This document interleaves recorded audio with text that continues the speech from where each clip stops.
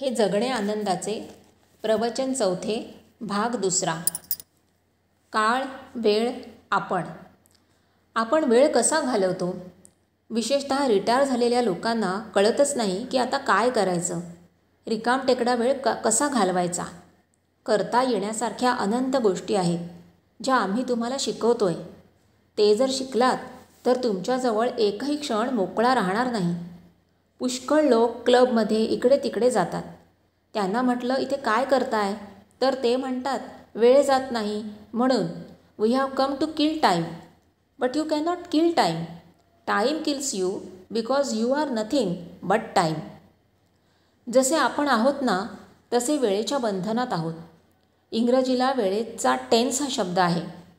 Past tense, present tense, future tense. Tense या शब्दामध्येच tension आहे. वेळ अपुरा पडतो. वेळ भरपूर आहे पण त्याचं मोजमाप करून त्याची दैनंदिनीमध्ये कशी व्यवस्था लावायची हे माहिती नसल्यामुळे सगळं फुकट जातं. अधूनमधून गप्पा मारायच्या नाहीत असं मी म्हणत नाही, पण सारा वेळ त्याचं व्यसन लागतं. 4 मंडळी बसली आहेत असं झाल्यानंतर एक 5-10 मिनटं मनाला विरंगुळा व्हावा या दृष्टीने आपण बोलतो. पण काहींचं वर्षभराचं आयुष्यभराचं व्होकेशनच असतं. मग ते दुसऱ्यांनाही त्यात सामील करून घेतात. साधनेसाठी वेळ फार थोडा आहे. आपण पापी, अपराधी आणि दुर्जनही नाही, पण सामान्यजनसुद्धा नाही. आपण सज्जन आहोतच आणि आता साधक आहोत आणि साधनेसाठी वेळ फार थोडा आहे. मी वयाच्या 40व्या वर्षी साधना सुरू केली. फार उशीर झाला आम्हाला, पण गेल्या 33 वर्षांपासून मी दुसरं काही करतच नाही. उरलेला सगळा वेळ साधनेमध्ये घालवतो. म्हणजे काय करतो? आपलं मन काय करतं? प्रत्येक गोष्टीत आपलं मन कसं प्रक्रिया करतं याकडे सदैव दिवस रात्र ध्यान देणं. रात्रंदिन आम्हा युद्धाचा प्रसंग, हे तुकाराम महाराजांचे शब्द आहेत. रात्रंदिवस युद्धाचा प्रसंग. कुणाशी युद्ध करायचं आहे? आपणच आपल्याशी. सवयीने मन नाना तऱ्हेच्या गोष्टी करतं. त्या मनाकडे लक्ष द्यायला हवं. आणि युद्ध म्हणजे काय सांगितलं? जागं राहणं. वाणीचे 4 दोष सांगितलेत. तसेच कृतीचे 4 दोष आहेत. पहिला दोष आहे हिंसा किंवा हत्या. हिंसा किंवा हत्या ही हाताने होती तशीच ती वाणीने होते, तसेच नुसत्या पाहण्याने होते. तेव्हा हिंसा कोणत्याही तऱ्हेची आपल्या हातून होणार नाही. चोरी या शब्दाचा अर्थ केवळ असा नाही की जे नेहमीचे चोर दरोडा घालून नेतात तसं. तुम्हाला एखादी गोष्ट दिसली आणि ती तुमची नाही, पण ती तुम्ही उचलून घेता.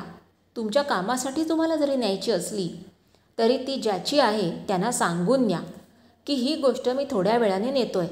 मग ते शोधत बसणार नाहीत. हरवलं म्हणून इकडे तिकडे दंगा करणार नाहीत. चोरी वाणीतून सुद्धा होते. चोरून बोलणं, खाणं या सगळ्या दृष्टीने चोरी आहे.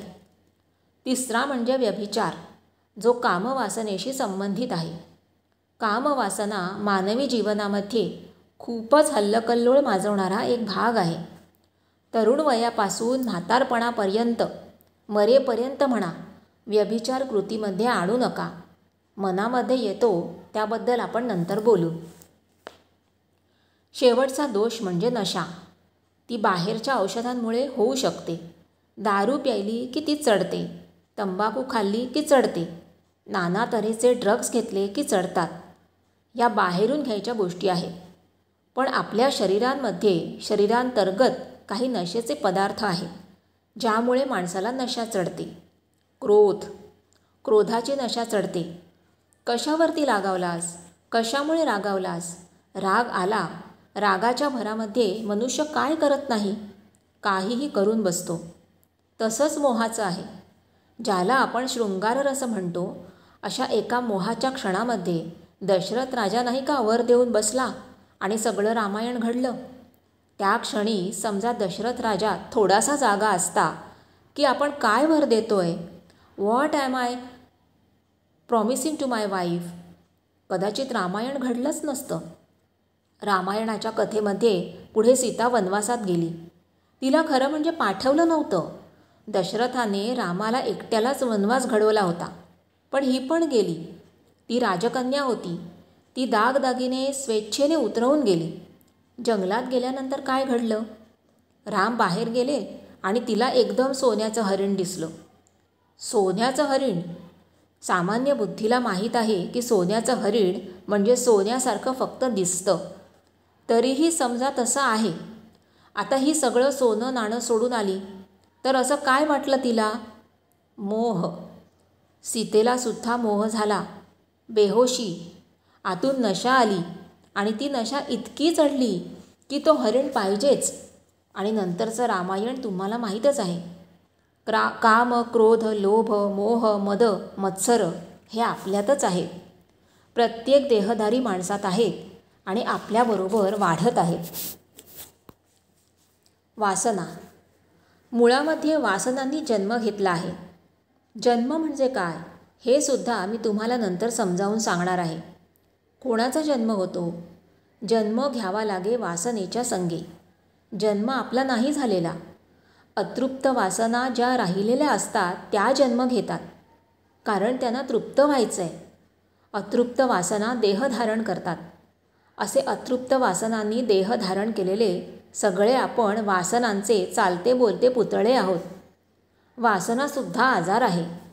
वासना मनामध्ये उठतात आणि मन हाच आजार आहे. मनाचे आजार आहे ही परमवैज्ञानिक गोष्ट भारतीय परंपरा आपणाला सांगत आहे. तेव्हा हे सगळे वर सांगितलेले विकार आहेत. ह्यांना मेंदूच्या वरच्या स्तरावरती आवरायला हवं, तरच अंतरयात्रा सुरू होते. हे एवढं सगळं पाळलं तर कोणत्याही धर्माचं नाव तुम्ही घ्या न घ्या, कोणत्याही धर्माचा मनुष्य म्हणून हे 4 वाणीचे आणि 4 कृतीचे दोष टाळले तर समाज सुव्यवस्थित होईल. ही सगळी सामाजिक जीवनाची अंग आहेत. त्याचा अध्यात्माशी संबंध तयारीसाठी म्हणून आहे, प्रत्यक्ष काही नाही. असा सज्जन म्हणून जगणारा मनुष्य आध्यात्मिक असेल असं अजिबात नाही, कारण तो आपल्या मनाला ओळखत असेल असं अजिबात नाही. आपण इथे जमलो आहोत ते आध्यात्मिक यात्रा करण्याकरता. ही जी आध्यात्मिक यात्रा आहे यामध्ये आपल्या बाहेर कुणीतरी कुठेतरी देव आहे हे साधनेसाठी उपयुक्त म्हणून एक मार्ग म्हणून घेता येण्यासारखं आहे, पण तो आवश्यक, नितांत आणि अनिवार्य आहे असं मात्र अजिबात नाही. ह्यासाठी पहिली एक गोष्ट आपल्या लक्षात यायला पाहिजे की जे देवाने आपल्याला दिलेलं आहे त्यामध्ये जगावं. आपण इथे जगायला शिकता, पण मनाचा हा अंतर्निहित गुण आहे की ते मन सदैव मागत राहतं. आपल्याजवळ नाही ते मागतं आणि मिळालं रे मिळालं ती मागणी आणखीन पुढे वाढत जाते. नक्की काय हवं? क्षणभर असं गृहीत धरा की देव प्रसन्न झाला आणि तो तुम्हाला म्हणाला की वत्सा, मी प्रसन्न झालो आहे, तुला काय मागायचं आहे ते माग. काय मागाल? देवा मला सुखी कर. समजा देव म्हणाला सुखी हो तथास्तु. म्हणजे काय कळलं तुम्हाला? सुख म्हणजे काय? कशात सुख आहे? सर्व सुविधा आहेत सगळीकडे, पण तुम्हाला माहीत आहे की बाहेरच्या सुखसुविधा ज्या असतात ना, त्यांनी परिपूर्ण समृद्ध असलेला मनुष्यसुद्धा आतून रडत असतो, कारण त्याच्या आतमधलं काहीतरी त्याच्या मनासारखं झालेलं नसतं. मी तुम्हाला एक प्रश्न विचारतो, काय मागाल तुम्ही? मागता येणारच नाही. कितीही विचार करा. 1 मिनिटाच्या ऐवजी तुम्हाला 1 वर्ष जरी दिलं ना, तरी तुम्हाला वर्षाच्या शेवटी वाटेल की मला काही कळलंच नाही, कारण मागणं कळतच नाही.